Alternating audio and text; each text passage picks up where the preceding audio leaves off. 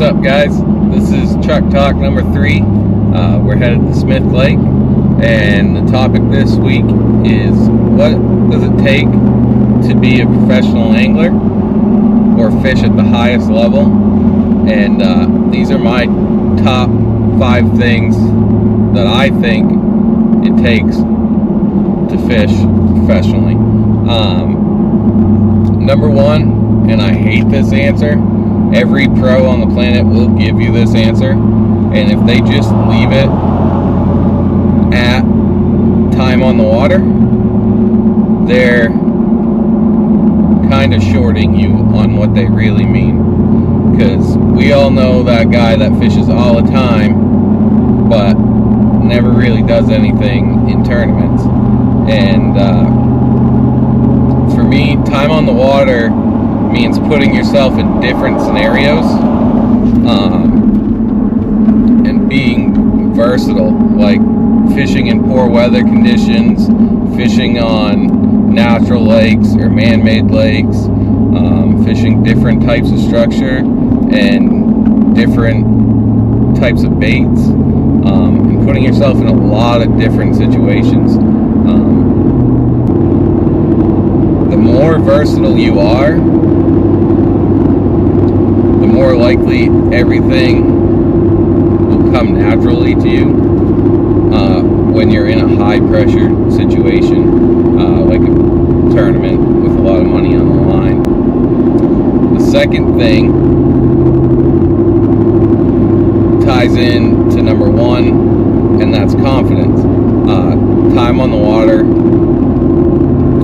builds confidence, and I don't care what professional sport you're in, you need to think or know, without a doubt in your mind, that you can beat everybody out there. And spending that time on the water builds that confidence. And now, I'm not saying go out there and be cocky and be a jerk to people, but be confident that you can beat everybody out there. And being versatile, having seen these situations before by putting time on the water, it builds confidence, and you can make decisions naturally instead of forcing things. And when you're forcing things, you never do well.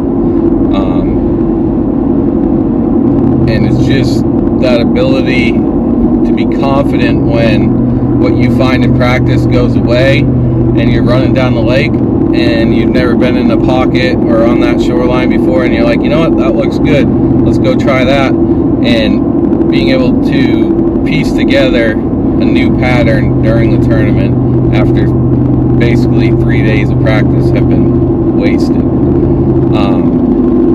Number 3 is sacrifice.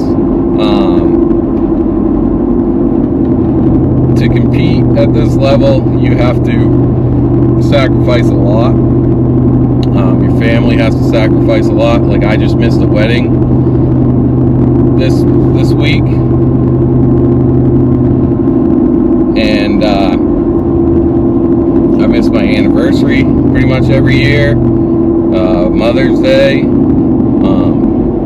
I sleep in a tent when I'm on the road. We camp. There's 3 of us, and we all get campsites, and I sleep in a tent. Most people would be uncomfortable in a tent.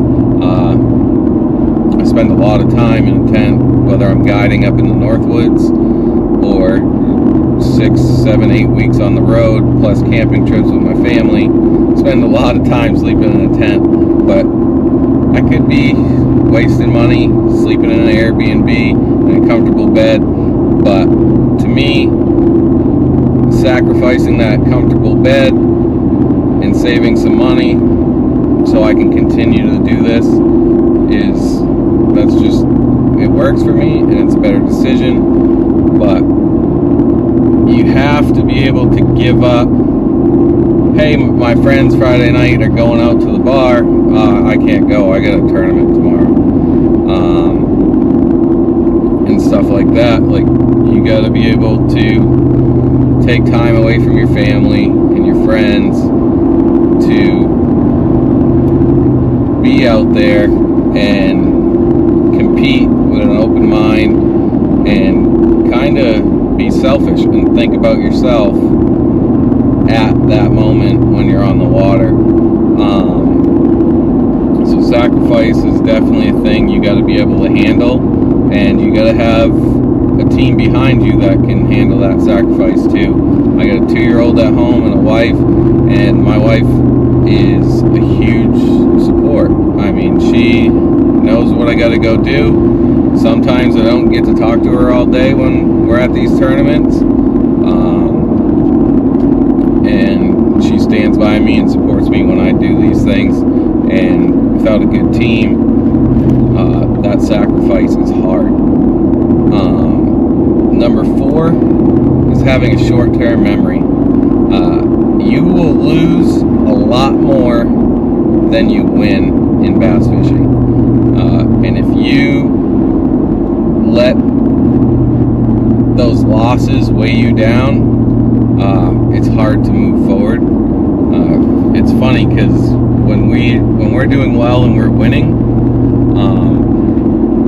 we think we're superheroes in bass fishing, and when we're losing, it's just like, I'm selling everything and I'm never doing this again, I'm awful, why did I even try? And then next week you win. But if you let those losses weigh on you and those losses continue to build, you won't last very long in this industry. And the fifth thing, sorry, can't speak English today. The 5th thing is be a good person. If you don't have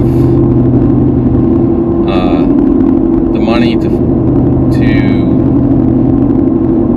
carry yourself through this, or mommy and daddy's money to carry yourself through this expensive sport, you need to rely on sponsors. And sponsors will not stand behind somebody who blows off fans, who's a jerk to people, who blows off their sponsor obligations. Just be the best person you can be, and great sponsors will stand behind you, whether that's a local business in your town that's like, hey, I want to support this kid because he's always been polite, and I've seen him work around here and he works hard and I think he'll do well. Or if it's a big company like Pure Fishing or GSM Outdoors, they're not going to sponsor somebody that's not a good person. And being a good person goes a long way in this industry. But these are the 5 things I have that I think get you to the top level, and I hope they help you a little bit. Thanks a lot, everybody, for all the support so far this year, and please like, subscribe, and comment, and make sure you share this. The YouTube page is growing, and we'd like to keep it growing. And if you have any other questions, comment below, and we'll make sure they get answered in the next Truck Talk. I'll catch you guys all after the tournament.